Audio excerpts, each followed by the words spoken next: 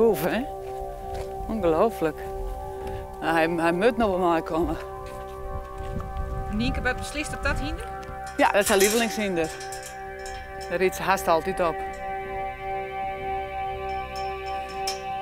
Denk je dat ze me vangen is dat hij hier langs rent? Oh, braaf. Oh, oh. Oh. Nee, niks, gebeurt niks. Maar dit beest had zo'n niet van zijn leven alleen nog steen vroeger. En hij had heel erg verlatingsangst. Ja, sticht. Hij is sticht. Nou, ik omdat de laatste keer is natuurlijk en zij riet er altijd op, dus het is natuurlijk wel leuk dat ze de laatste keer dikke vrienden maakt. Nou, ik ga natuurlijk zelf die keuze maken om te stoppen. Ja, 40 is een heel skoft. En ik vind het prima, het is altijd mijn hobby. Eigenlijk is mijn werk mijn hobby worden. Zo moet het eigenlijk beginnen. Ja. Maar het wordt wel steeds dreger, je wordt ouder en en deze komst die zich nou voor. En ik vind het fijn dat het voorlopig de lessen mooi terug in mij iemand anders. En zij neemt ik een aantal van mijn hinders hoor. Daar ben ik heel blij mee, want daar heb ik wel in zitten van wat gebeurt er met al die beesten. Heel soort band had er ik heel erg in zitten. Van oh, wat gebeurt er met ons lievelingsponies. Toen met jij moest toen het al jaar van dat vinden we echt jammer en echt stom en zo. Ja. En toen hebben we er heel lang over praten. En we gingen snel goelen, je ging ook knuffelen. Hij kon ook bellen daarom. Ja. Nou, oké, dankjewel. Zo, wat een verrassing. Hartstikke mooi. Mooi roze papier. Jeetje, wat mooi. Het is fabel. Wat leuk. Ik vind het zeer te gek.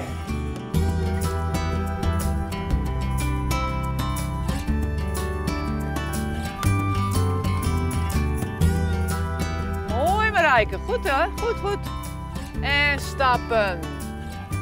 Hoe die band genieten, dat vind ik ook heel mooi. En die band vinden het vaak machtig en sommige ben je savoyeren. Nou, dat is een teken dat ze het gewoon heel leuk vinden. En de ontspanning die ik er al probeer in te krijgen.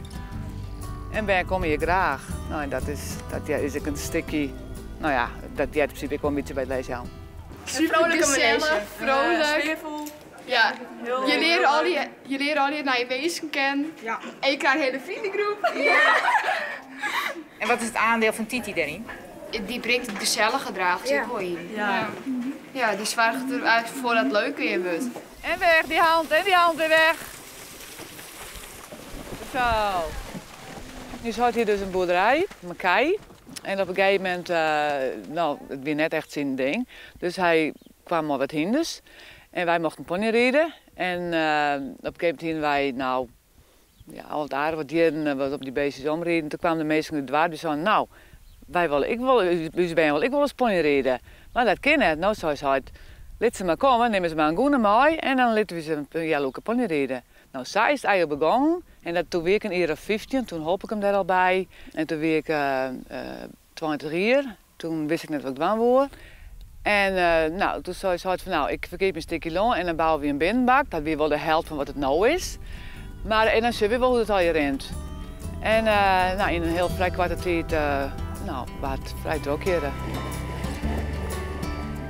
Maar de bonden die je maar die beesten krijgen geeft, ik weet de karakters van, ik weet alles precies hoe ze reageren. En zoals ik zei, ik ga zelf deze keuze maken. Ik ben nu 54 en mijn been wil het net overnemen, dus ik heb er wel vrede mee.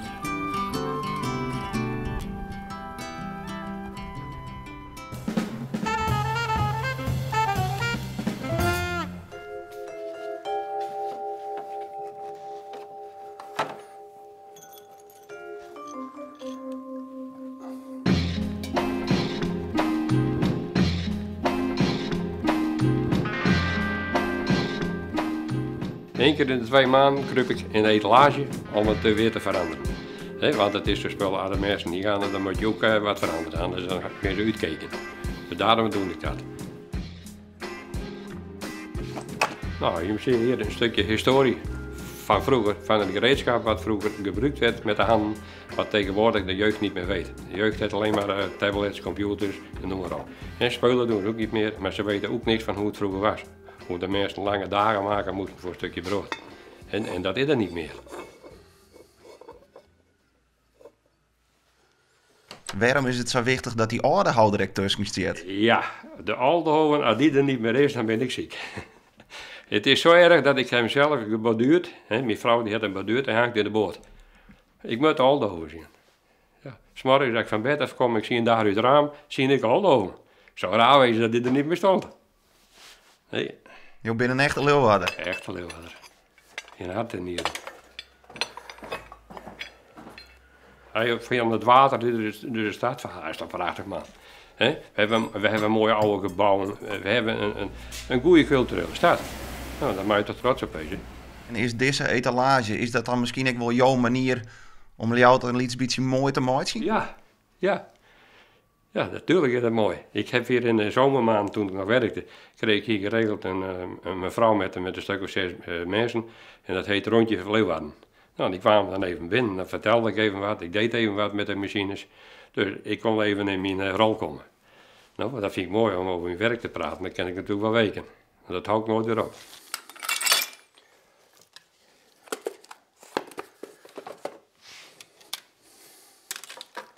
Ik heb hier altijd slepen.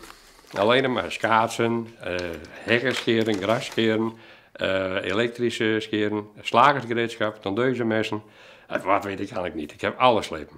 Nou, alles wat te sliepen was, heb ik slepen.